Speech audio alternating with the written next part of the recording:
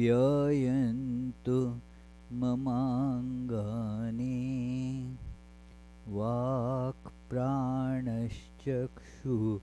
श्रोत्रमथो बलमिन्द्रियाणि च सर्वाणि सर्वं ब्रह्मोपनिषदं माहं ब्रह्म निराकुर्याम् मा ब्रह्म निराकरोत् अनिराकरणमस्तु अनिराकरणं मेस्तु तदात्मनि निरतेय उपनिषत्सु धर्मास्ते मयि सन्तु ते मयि सन्तु। ॐ शान्ति शान्ति शान्तिः। May all my limbs attain strength. May the body, mind, all the sensory and motor organs become efficient and stable. All is verily the Brahman, the absolute, all-pervading, ever blissful existence. Let me never deny the truth of this blissful existence of one reality.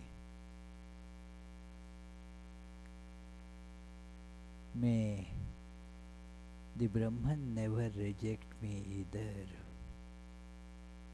May all virtues necessary to experience this truth in life be with me. Om. Peace, peace, peace.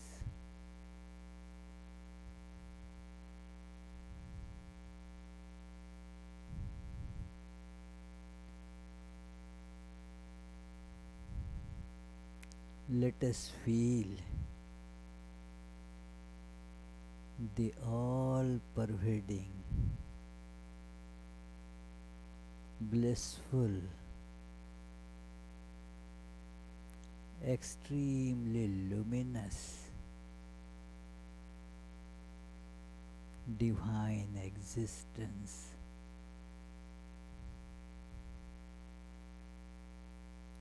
condensing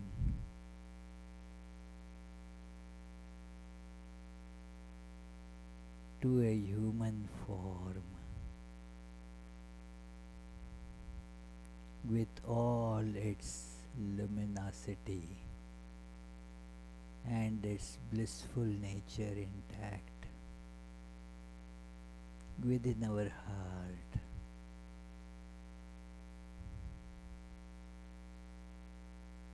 And let us feel that presence in our heart.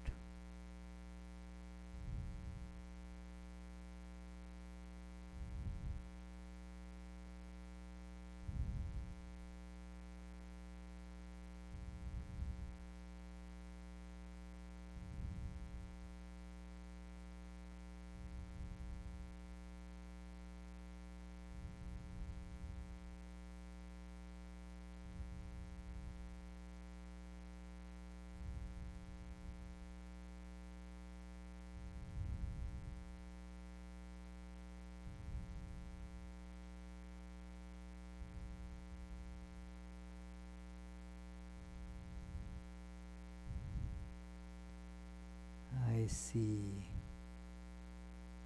the brightness of this light of knowledge, light of God is pervading my whole being.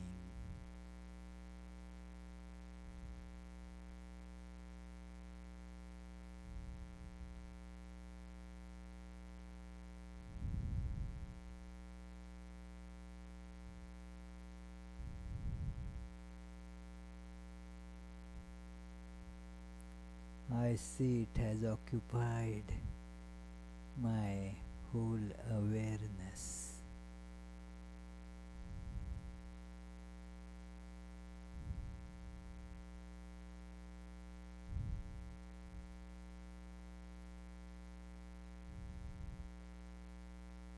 Gone is the erroneous awareness of time and space, I and mine.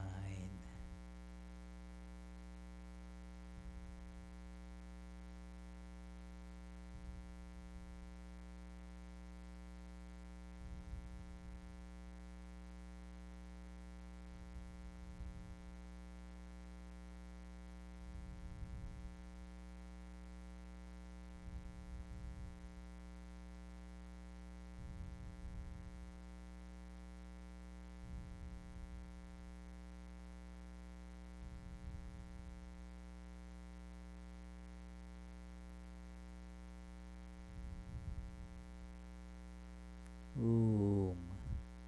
Peace, peace, peace.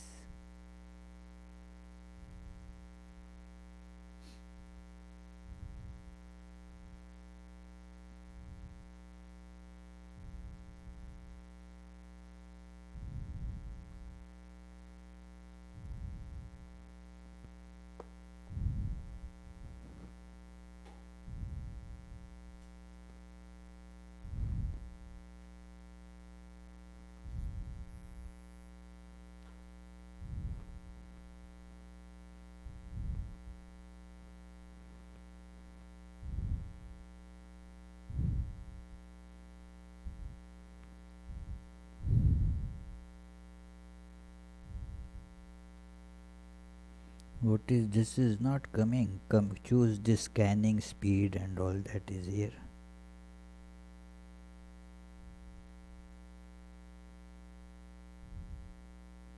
Okay, got it.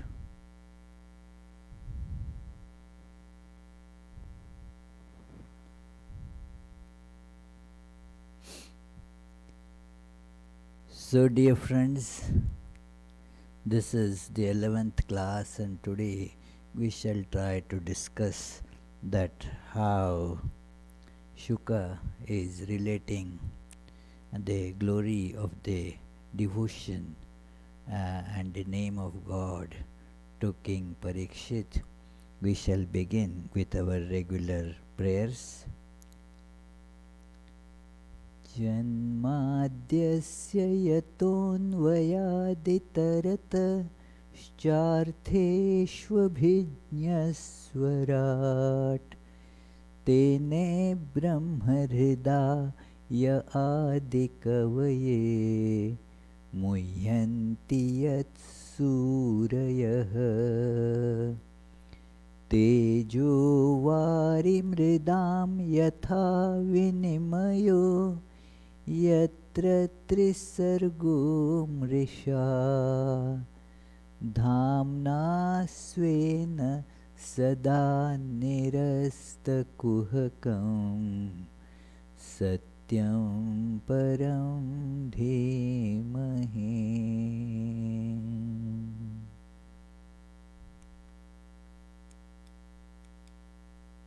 That from whom creation, sustenance and dissolution of the universe take place, who is both the instrumental and material cause of it, who is omniscient, is the only one having self-mastery, being the one independent entity, who illumined the mind of Brahma with the Vedic revelation, whose wisdom is the wonder of even the greatest sages, in whom the world of the three gunas subsist just as the combination of materials like fire, water and earth subsist in their causes without changing their elemental nature, in whose consciousness there is nothing false, on that truth supreme,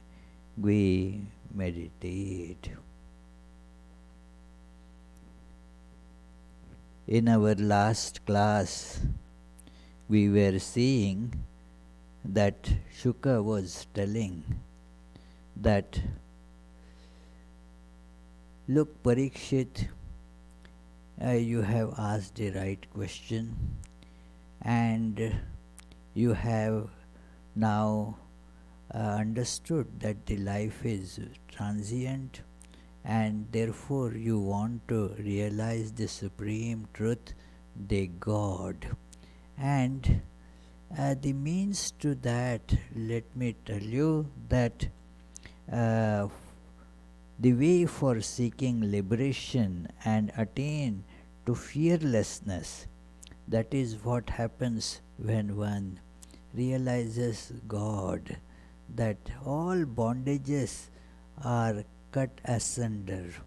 As the Upanishad, Mundak Upanishad says, that vidyate hridaya granthi chidyante sarva samshayaha, that this bondage, this knot of Maya or in the heart, it is called that somehow a very intricate knot is tied between the consciousness and matter, very difficult to just open it up. To untie it is impossible.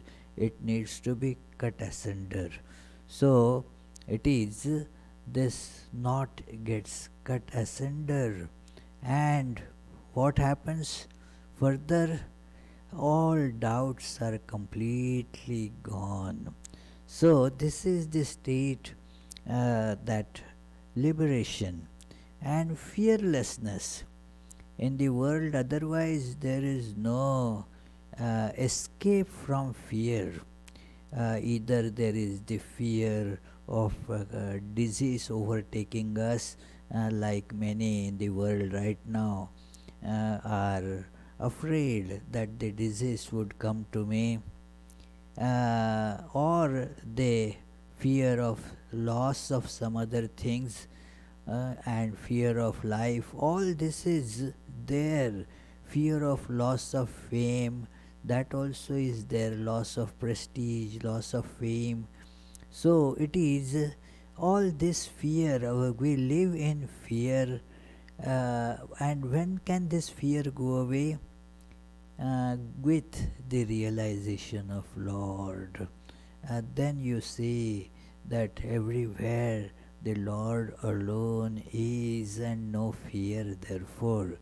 So Upanishads say therefore that if there is even the slightest distinction between the I and the world, Udaram antaram kurute, Taittiriya Upanishad says that between I and the world, that is how our perception of ignorance is.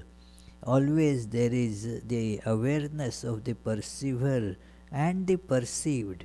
We just cannot embrace this truth that all is actually one self. Just as when we see the dream, there is a perceiver and perceived distinction even in the dream.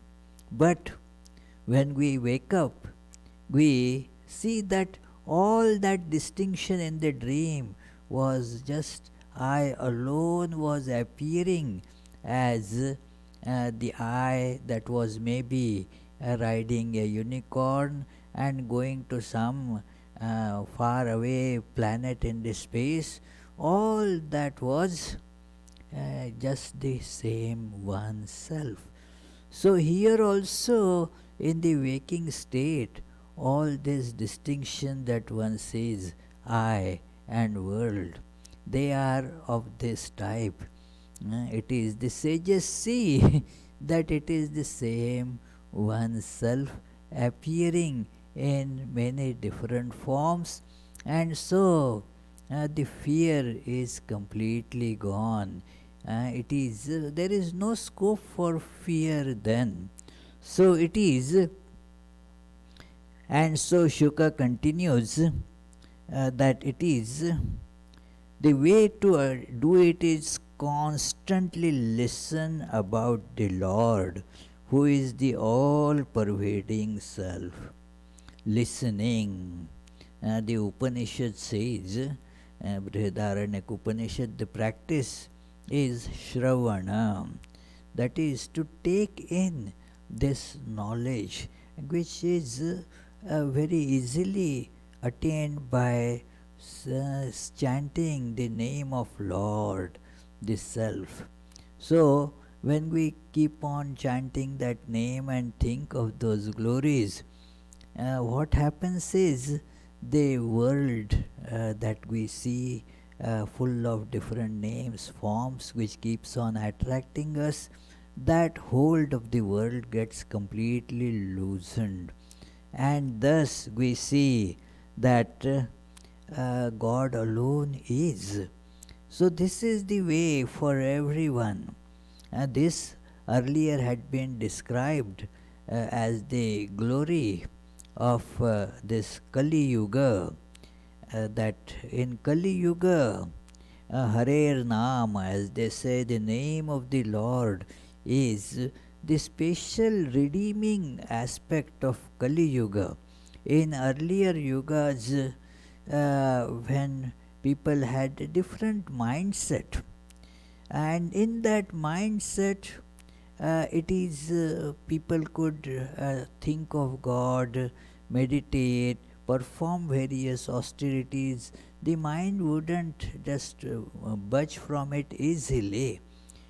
People had more fortitude and the spirit of truth and penance. Now, in this Kali Yuga, there are so many problems. Our minds, we don't need to describe about it further. But in spite of all these follies of Kali Yuga, there is one special greatness about it, and that is the reciting, taking the name of Lord alone is enough to bring liberation. We don't have to go on practicing all different austerities and many other things that earlier people could do. So they are not necessary now.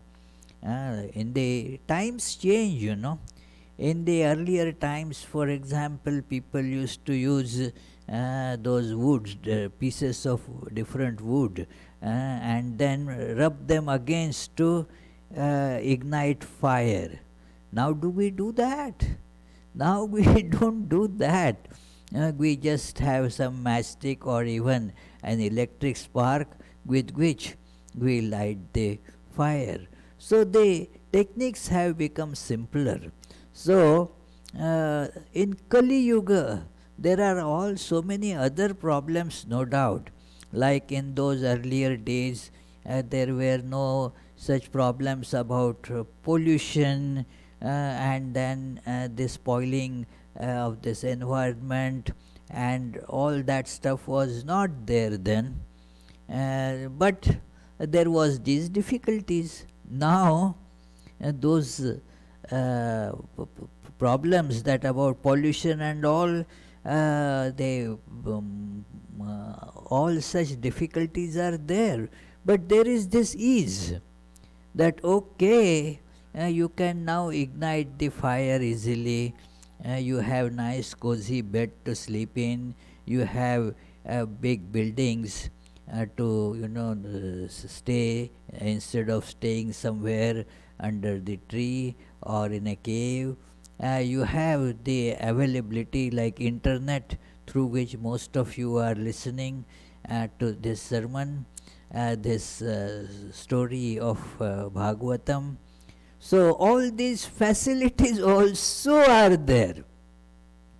And so there are these special capabilities of Kali Yuga, and the best one is this, that by listening or by chanting the glory of God, one can attain to that same state of liberation and fearlessness. So, he alone should be remembered and praised.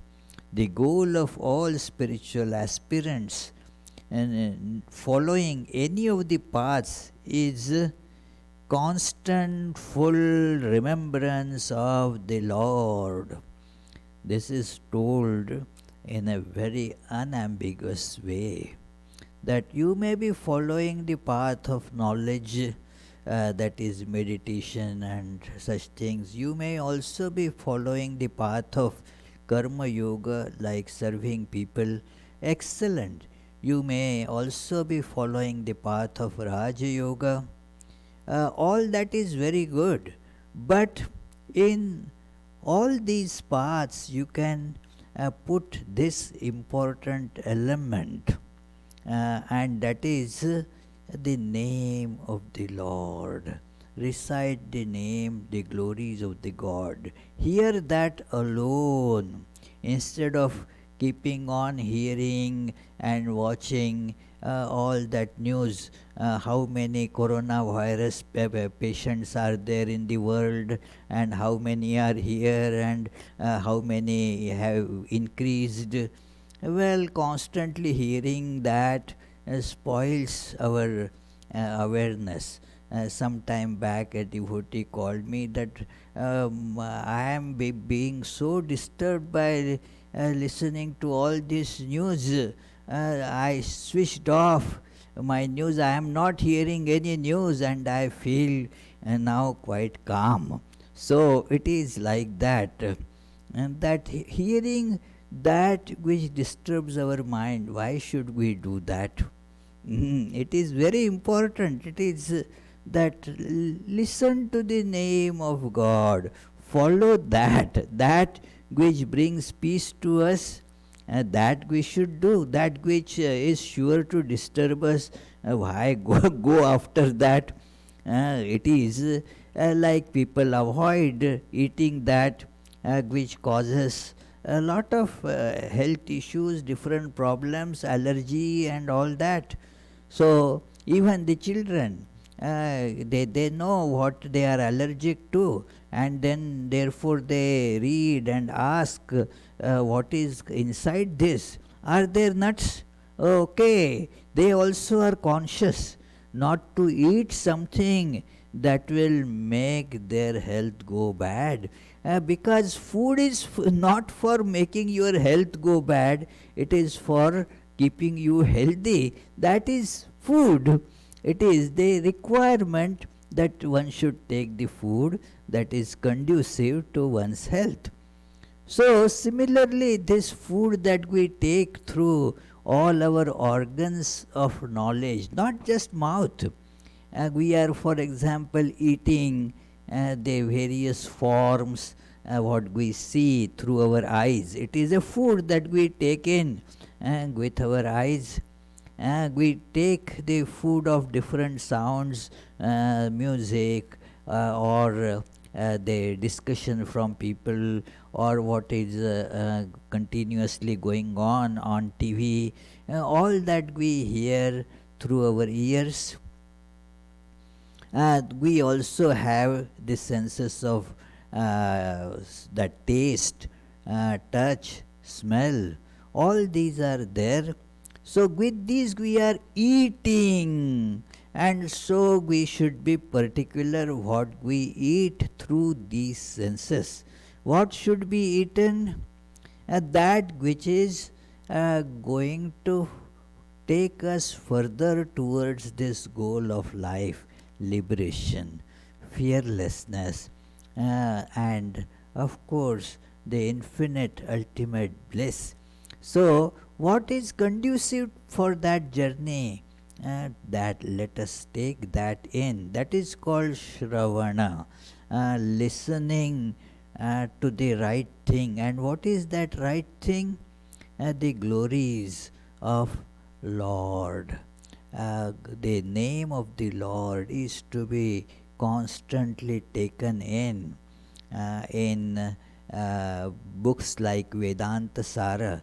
It is described that Shravana, when hearing means what? Not just hearing by ear, but by all different organs to take in uh, they, this truth that God alone is real, to the extent that it becomes now apparent to us. Like compare it to our regular hearing. When you hear the word say elephant, then the figure of elephant comes to your awareness, that elephant. You hear the word elephant, and in front of your mind's eye, you do not see a chair, you see elephant. So when we take in, the hearing means that which fills our awareness, and the meaning of the word flashes. That is hearing. So hearing and contemplating, Shravana, Manana. So this is the important thing on any of the paths that we would be following. And he says, even those great ones who have transcended the realm of the relative and thus are established in the absolute, joyously sing the praise of Hari. Now this is just to show how attractive this name of Lord is. Those who don't need to do it now, like some food, they make it so delicious. You don't really need to eat, you are full, but still it is so nicely prepared and it is so delicious that even on full stomach you would go and have it. So similarly, these great sages who have nothing more to attain in life, they are fulfilled. They just living for this sake of others.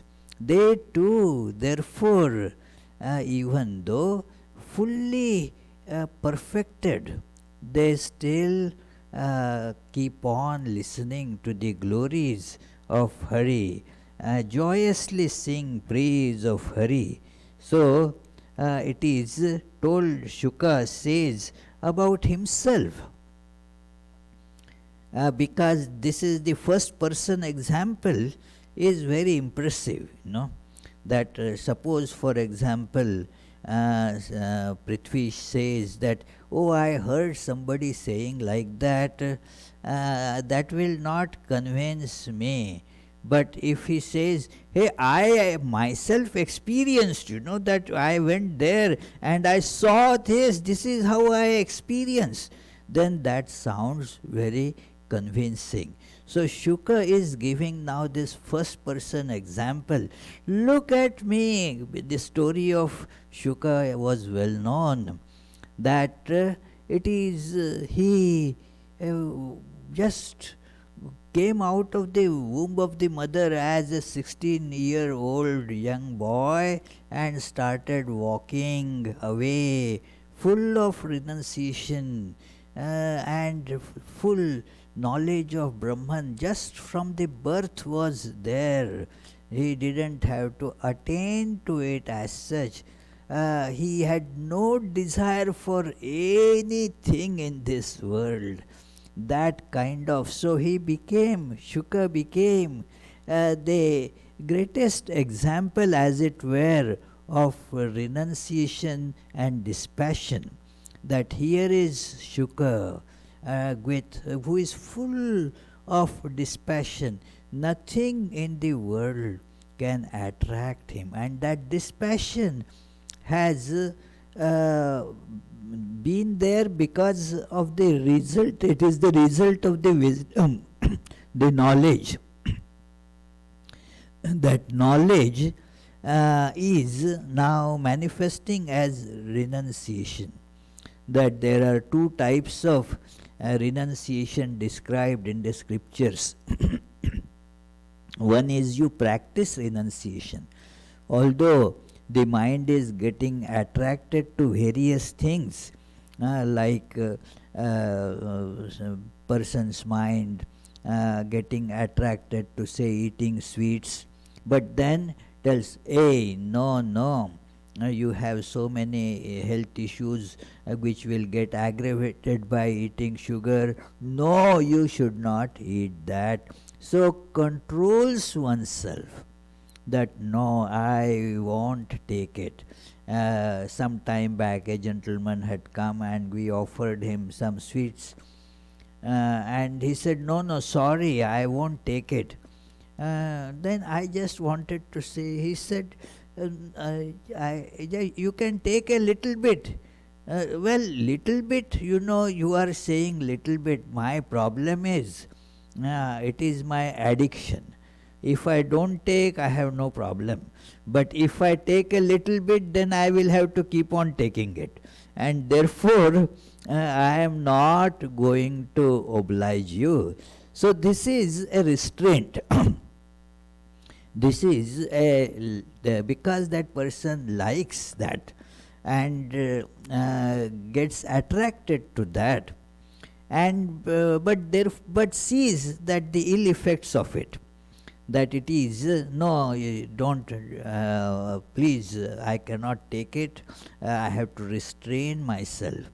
It is one devotee, if I would make some sweet, cook some sweet, would vehemently oppose preparing any sweet.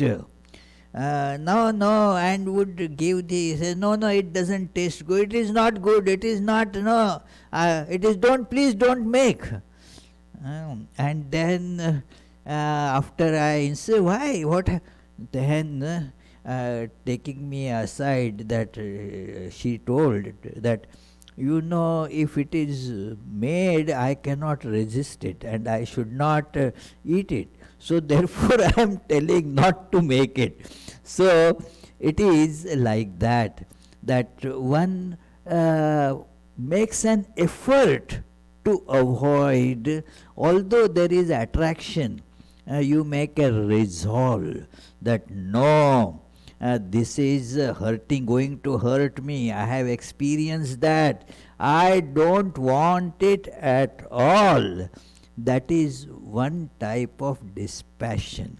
That no, getting attached to these worldly objects is bad, and if I get attracted, I get attached, I get bound by those. And so I should be cautious. And that is one type of dispassion practiced. The other dispassion and renunciation is because of the knowledge that when you know that it is not real, you don't feel attraction for that. It is a child wanted to eat a candy, nice looking candy, because it was kept right in front. And then it was the child went to grab it, and as the child grabs it, he drops it. Why? He knows, he sees that it is only a wooden some likeness of candy. It was not chocolate at all. It is not edible, so drops it. Now the child knows it is not edible, it is not candy, it is just a piece of wood. So, therefore, now with this knowledge, the mind doesn't go to eat it at all. Now that child doesn't have to, the child earlier might have thought, if I grab it, now whether it will be right or not, what will people say, and so was cautious, was not going till he thought that now it is pretty safe to go and grab it. But when it is now wood, Even if people give him, he will not take it. There is no attraction for that because of the knowledge. So, when one sees that this world is just a deception, a maya, it is maya, means it is not as it appears. And so all the attraction just vanishes. So it is that is how this Shuka's renunciation was. No attraction because of the tremendous effulgence of knowledge. And so he says, look at me. Although I am fully convinced of the absolute, established in that attributeless aspect of God, still my mind was, as it were, forcibly robbed away by the glory of his sport in the realm of space-time. The original verses are really very beautiful. It is impossible actually to bring all that beauty in the translation. Bhagavatam, apart from the tremendous spiritual wealth it contains, it also is the most sublime, beautiful poetry.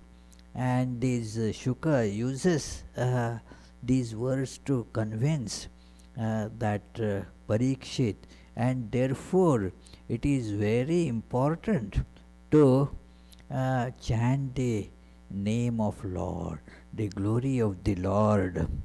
And he therefore he tells Parikshit that you are at a stage, always you had devotion for the Lord, even though you were doing all the duties required of royalty, you were doing everything, and yet your mind was fixed on God even then.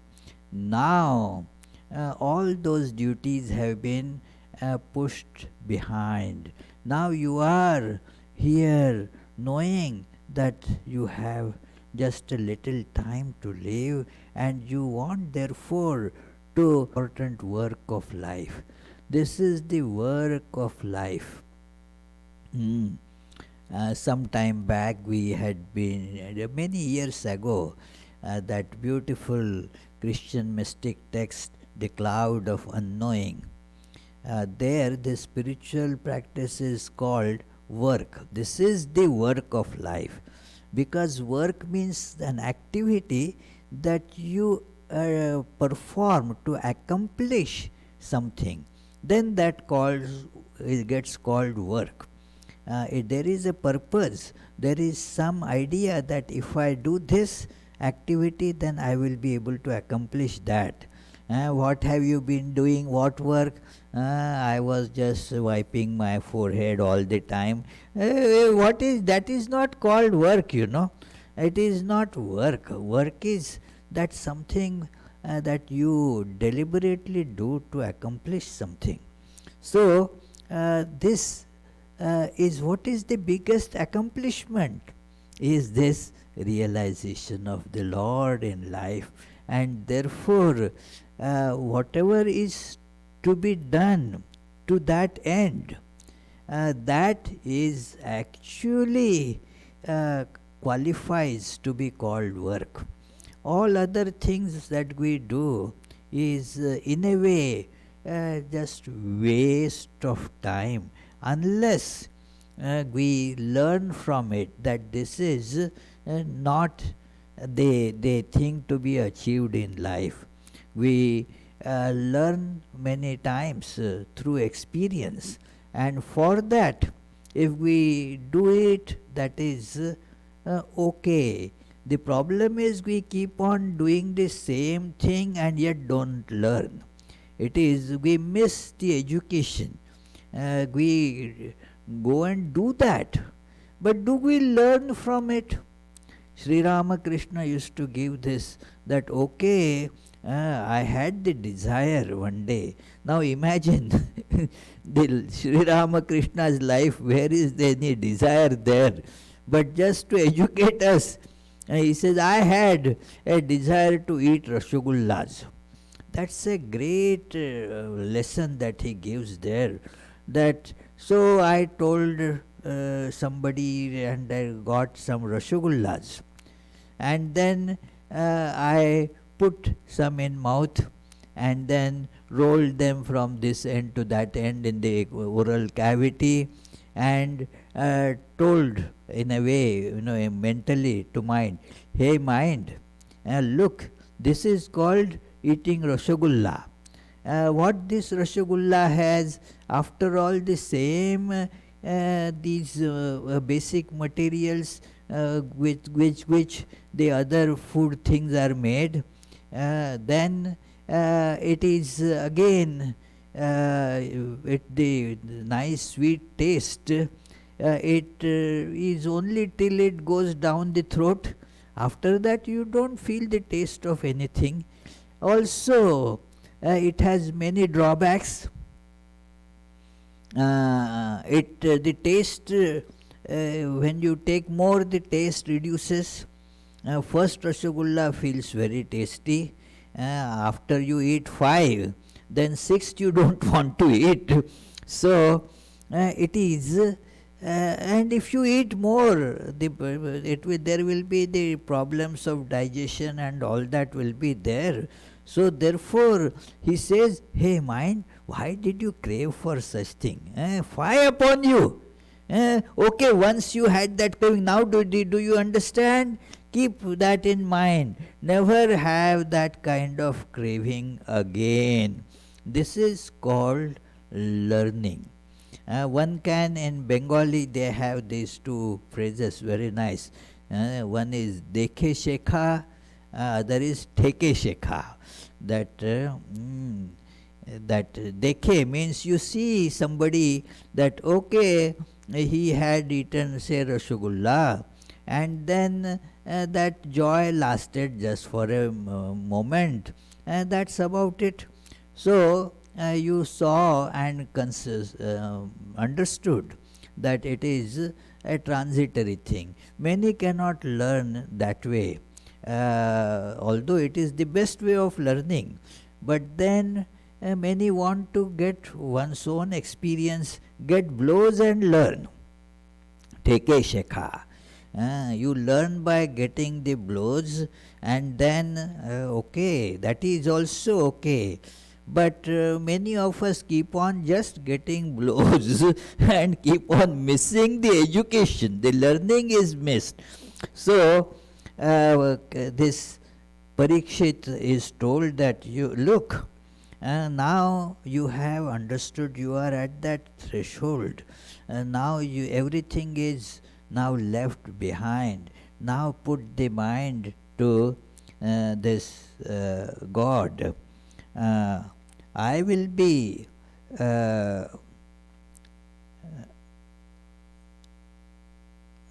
I know you are a rare, fully dedicated devotee of God and single-mindedly seeking to be united in Him. I will be expounding the Bhagavatam that I got the privilege to listen to from my father in the last days of Dwapara Yuga. And now this is the calculation of time, but it is not just the external physical time, but it is also, it gives the states of mind. So it is, I will skip that topic. It's a very important discussion about seeing that a particular state of mind that is being described.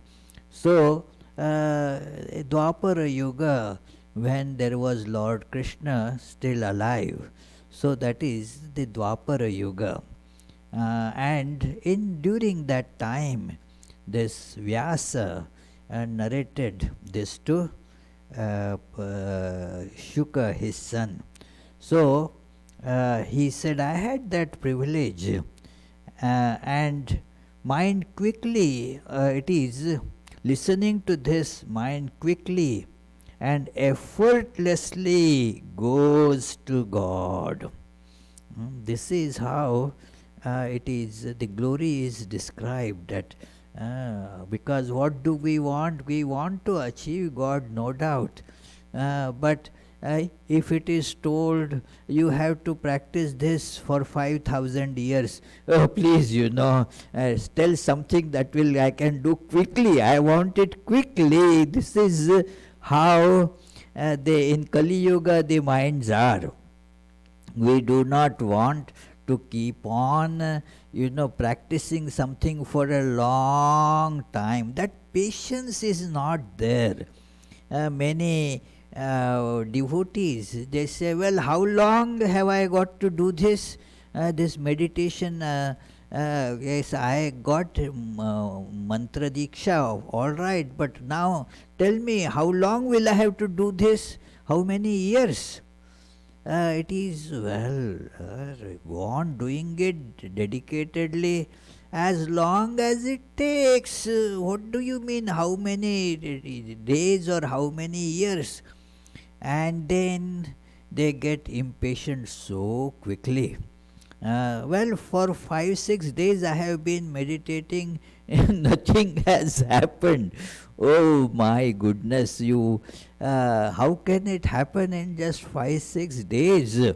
It is even the worldly education that you take, you start for kindergarten or whatever, and after some 14 years, you just pass the school examination, you graduate from the high school. Not that you have learned much, but even for that you require 14 years. And now you want this to be done very quickly. Have some patience. But that is the folly in Kali Yuga. People want things quick. So this is told, by this the mind gets to the Lord quickly. It is. And another thing is effortlessly. And we do not want to put in lot of efforts, you see.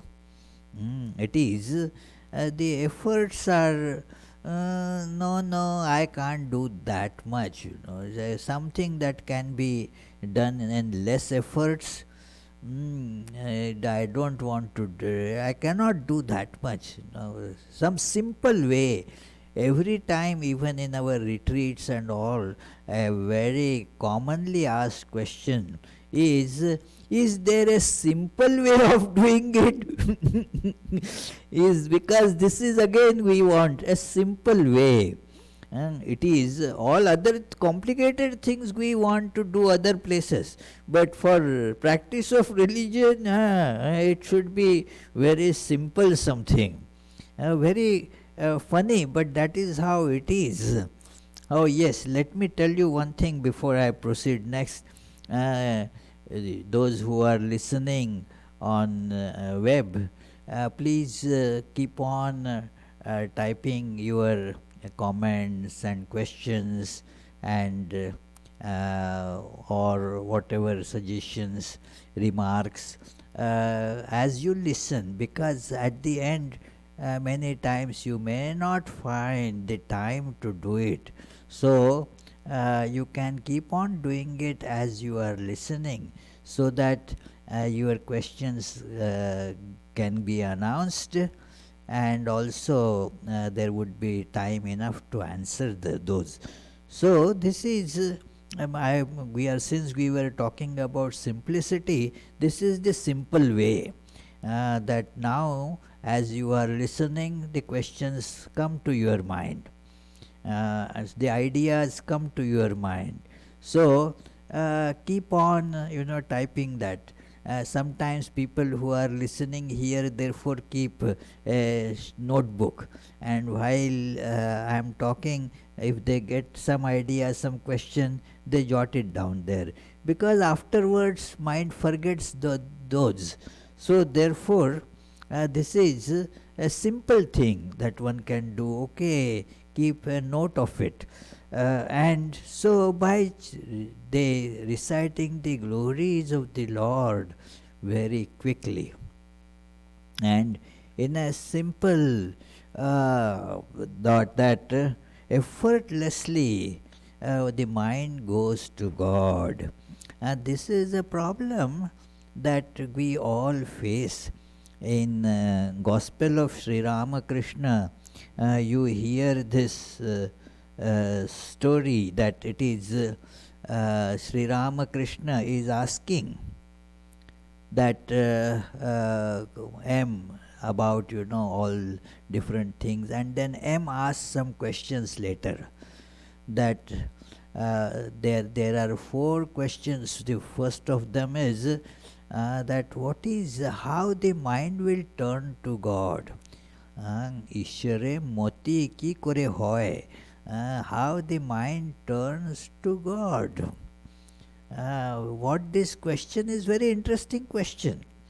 That the question wouldn't spring up if you don't want the mind to turn to God. And if the mind is turning to God automatically, still that question doesn't come.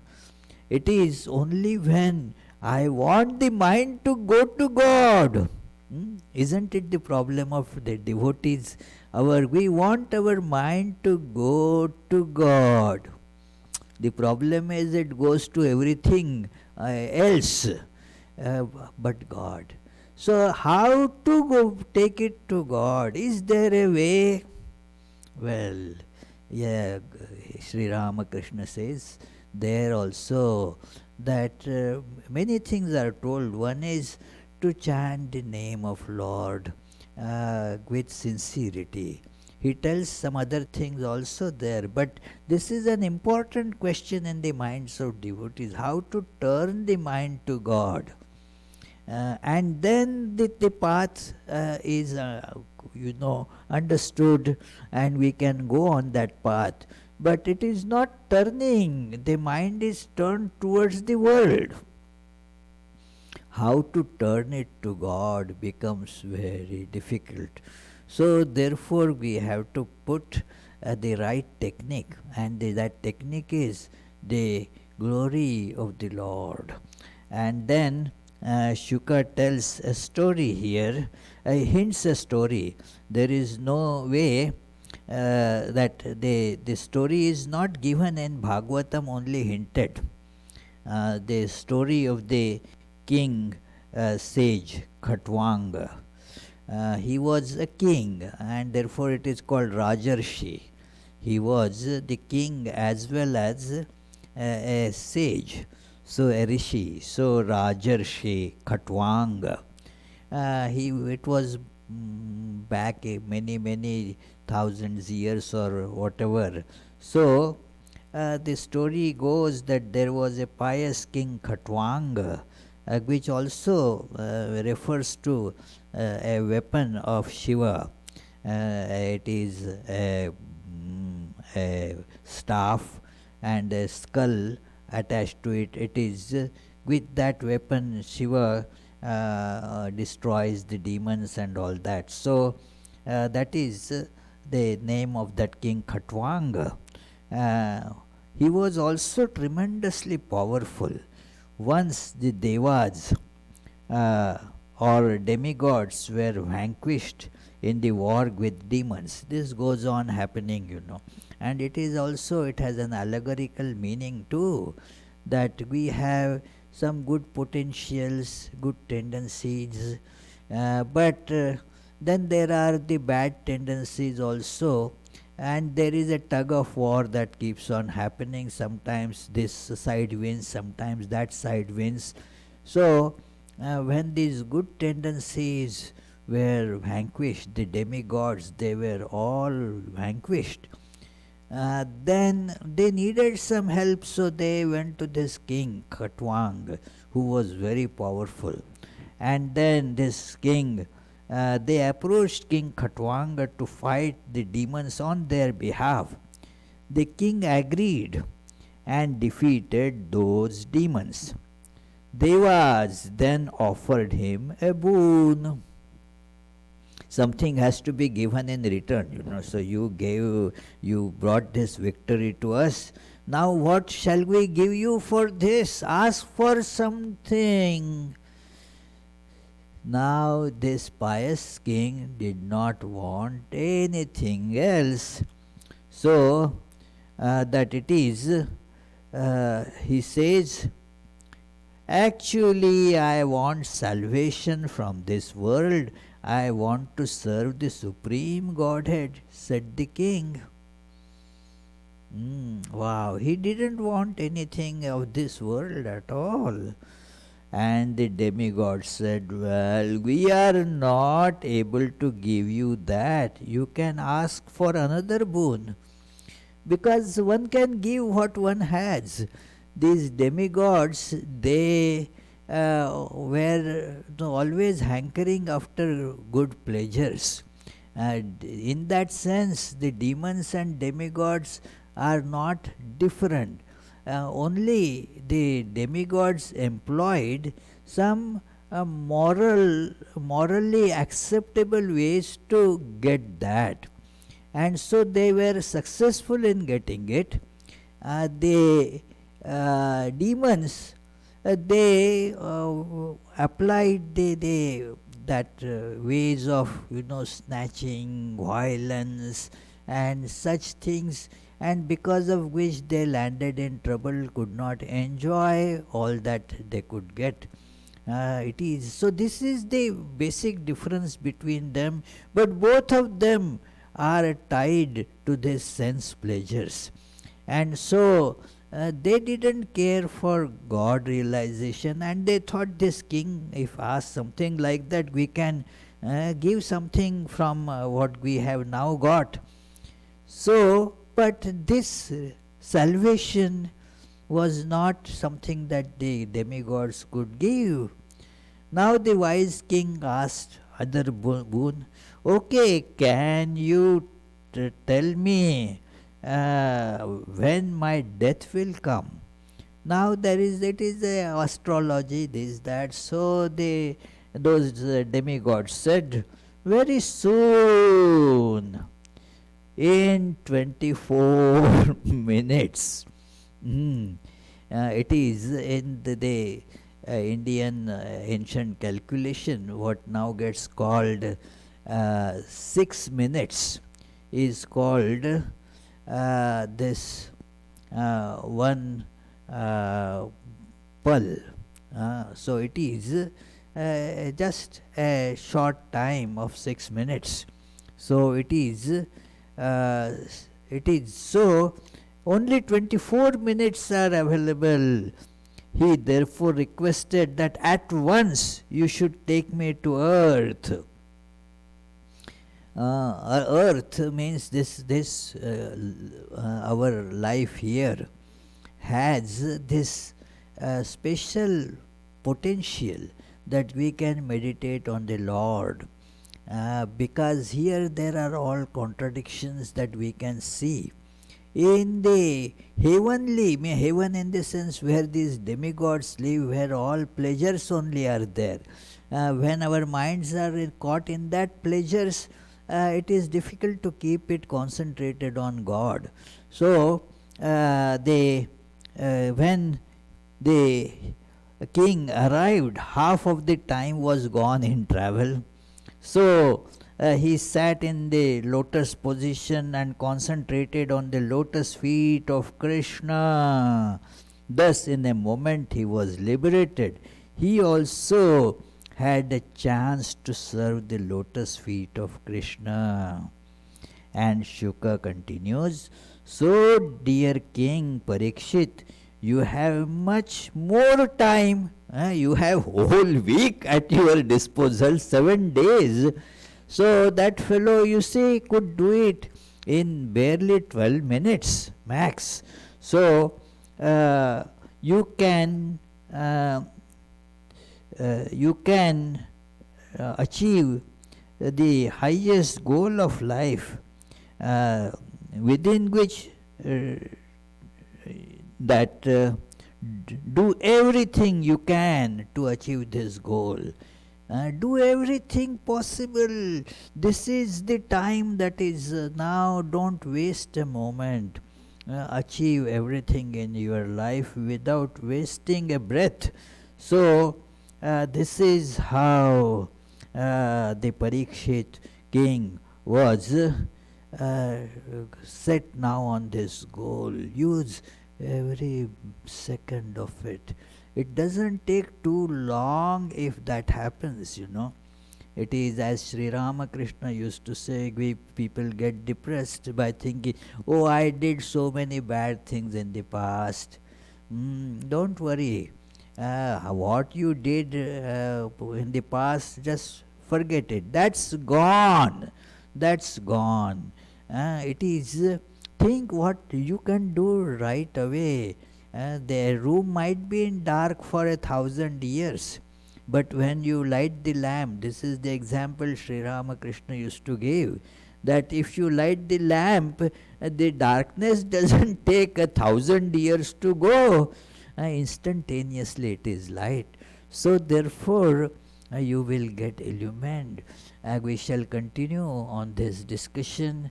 We shall conclude with that first, that the prayer, that is the second mantra of Srimad Bhagavatam. And then if you have questions, comments, you can ask. Nigamakkalpatarurgalitam phalam शुकमुखादमृतद्रवसंयुतं पिबत भागवतं रसमालयं मुहुर्मुहुः रसिका भुवि भावुकाः. O devotees, quaff, quaff to intoxication this nectar of the fruit of the tree of Vedas, flowing from the mouth of the great sage Shuka and mixed with the ambrosia from his words.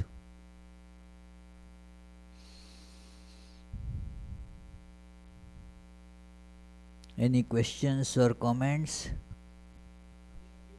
Swami, can you hear me? Okay. I'm using microphone. Can you hear me? Okay.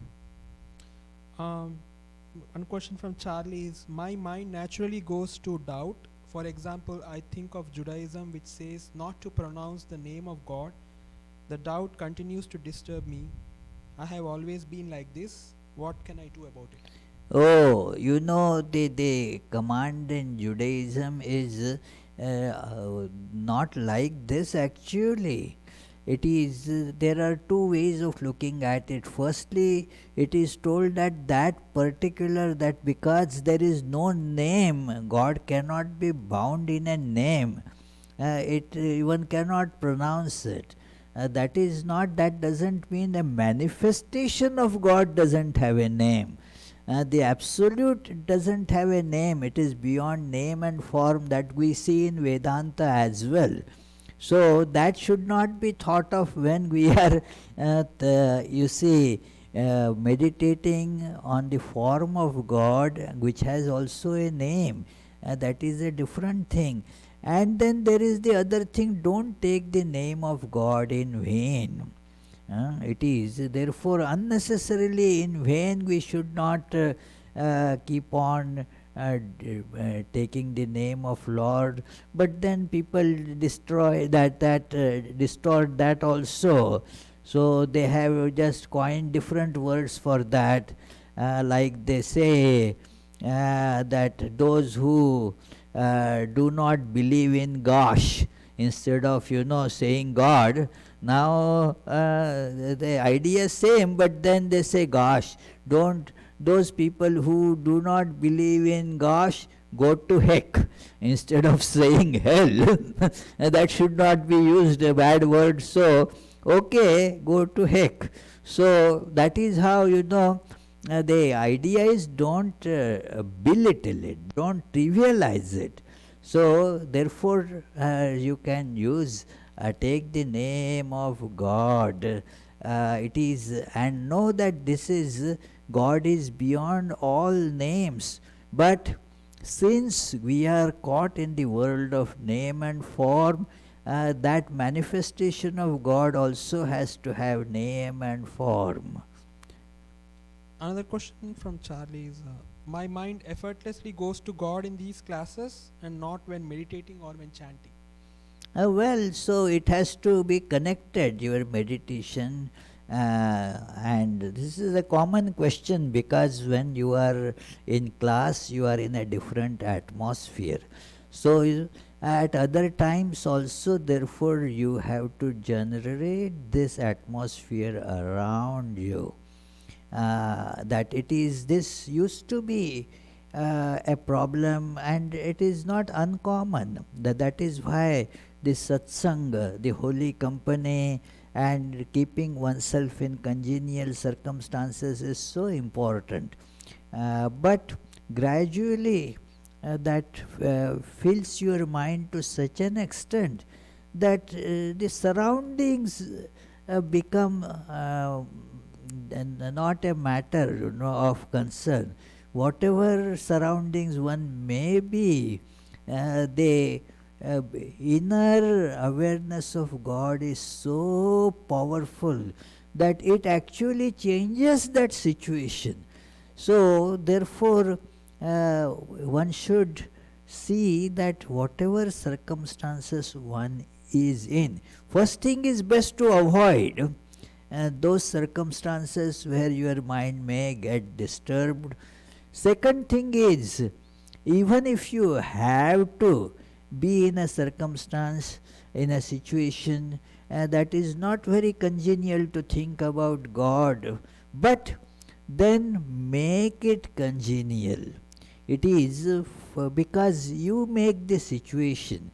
Let us remember that we give power to the situation. So, do not get swayed by the situation. In fact, that is when hold on to name of God.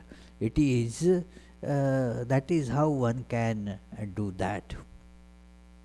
A question and a comment from Paduka is there a specific section in the Whose scripture? question? Paduka. Uh? Paduka. Paduka. The name says Oh, okay, Paduka. Paduka. I don't know. Is Okay. there a specific section in the scripture he is making reference so that we may continue the follow-up study? Please repeat it loudly. Is there a specific section in the scripture he is making reference to so that we may continue with follow-up study? Reference to what? I think the section on this scripture. Oh, it is. Oh, yes, it is the second volume, first chapter is being continued. It is the second volume, Dvitiya Skandha, as they call it in Bhagavatam, the second volume, and then the first chapter in that. And the comment is, please consider giving us a contemplation assignment for the week. Again, please. Please consider giving us a contemplation assignment for the week. Contemplation assignment for the week. Well, it is they do the meditation as told by Guru, and keep on reading such things again and again. That is the only thing that can be told. There is nothing more than that that is necessary. So, it is that is the contemplation. Carry this story with you, and take the essence of it to devote maximum available time and maximum available energy in pursuit of this ideal. Another question from Sampadas. I am very busy at work. I work in healthcare. How can I keep my mind in God when I am working? Oh, very good. It is to be in the healthcare, one has lot of opportunities to serve people. Think that you are serving so many manifestations of God. Instead of taking the human beings that you are seeing, let us take them as the images in flesh and blood of the God that you are serving. And so one is blessed with that opportunity. Of course, one has to take every precaution also in these days. that you do not get infected. You provide health to others, but do not get their disease to you. So you have to keep a barrier there, that it is this is an important step when, especially in these conditions when health workers are subjected to this exposure to all those who are carriers of corona and all that. Everybody has to be careful, but more so the health workers. So think of God while you are doing your work. That is, that you are serving God through your work. That is how one should take this message, so that the remembrance of God does not get broken even when we are working.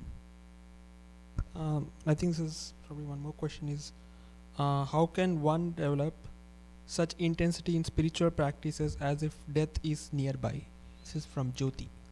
Well, to think therefore of the death being very nearby, some time back I had told, I think it was in the last class, that the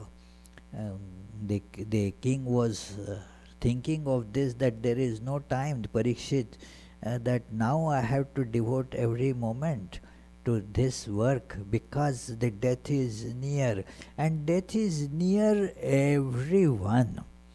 It is wandering just everywhere and is very close. As we are, as the air is so close to us, any moment, similarly, the death can come to us. It is said that I quoted from that Sanskrit text last time, that for other things, think that you are immortal, that अजरामरवत् प्राज्ञः विद्याम अर्थम च चिंतयेत. That thinking that we have a lot of time to get money, lot of time to get the worldly knowledge, because even if you get a lot, it is very little. So think that there is lot of time to do that. But to practice righteousness, there is no time to be spent, because grihitaiva kesheshu mrityuna dharmam acharet. Let us feel that we are being caught by our hair by death. So now there is no time to spare. The death is the most uncertain thing, can come to anybody at any moment. As this is the truth, just we have to see the truth, that's all. That just as Kabir says, that this breath that is taken in does not mean that it will get the time to come out. One may die before the breath is thrown out. So that is how to be aware of death. It can come any time, and that should not depress us. When the thought of death comes, some people get depressed because we have not practiced to be aware of the truth. We try to avoid something, they push it. That is how the death is called inauspicious thing. Death, oh, don't take even you use the word death, it will not, it is not auspicious. But then actually nothing is more auspicious than thinking of death. It is. So therefore think that it can come any time and be happy about it. That's so now you can practice this meditation and thinking of God. As much time as we have should be invested in that. Think of the nearness of death. Yeah. One more question is, I have no doubt that God is always there and He is with me always, but why do I at certain time have this wavering of faith? Well, that is how we know, but then that knowledge, that faith needs to be strengthened by meditation, by hearing more from the sages, as we hear more, it becomes strengthened. By acquaintance, things become strengthened. Like we get so acquainted with this world, although it doesn't exist. Because of the close acquaintance with it, we have been dealing with this I and mine for so many lifetimes, not only in this life, for lifetimes. So, although not real, it appears to be real. So, now that faith that we have that God is there and I want God, God is the repository of all bliss that I am seeking, that knowledge by practice now becomes real for us. By practice, the things become now more clear in our awareness and they become real. Otherwise, it is all unreal. Even in the personal relations, when you meet somebody just for say 30 seconds, you don't think much about it, you even forget after an hour. But suppose you get more acquainted with that person becomes very much a part of your life, and you have spent, say, decades with that person. Now that all that becomes so real, and it is thus when we get acquainted more and more with Lord, then that Lord starts becoming real, more and more real for us, and then all the other things they just start falling apart. They just start being seen as pictures. That's all. So that is Swamiji, in Vedanta point of view, where angel concept stands, that has been called coming to take the soul.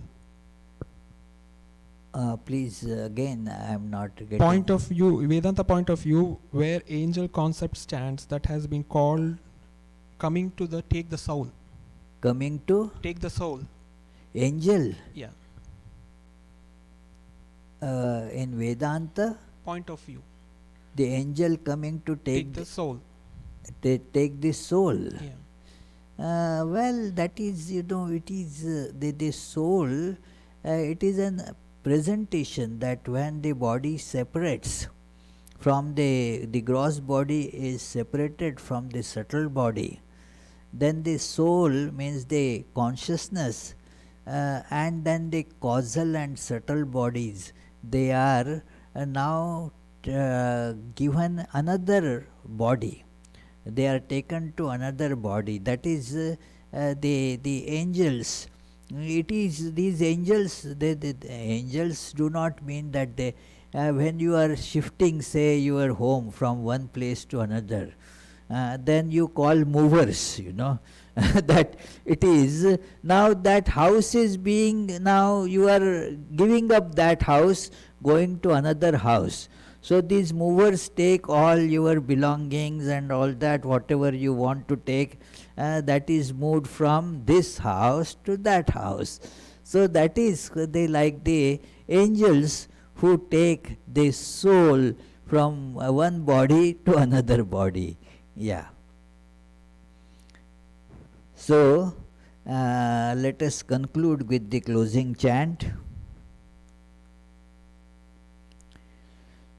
Mukunda Madhava Govinda Bol, Keshava Madhava Hari Hari Bol.